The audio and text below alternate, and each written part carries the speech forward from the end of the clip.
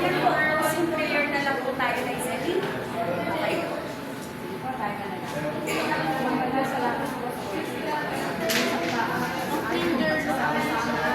May natutuhan po kami sa mga Lord at may paalala pa kami ng Panginoon. Salamat po sa patuloy na pagmamahal mo sa bawat isa sa amin. Ngayon din, O Diyos, natutunan namin ito ay maipamuhay namin. Hindi lamang po namin pinababa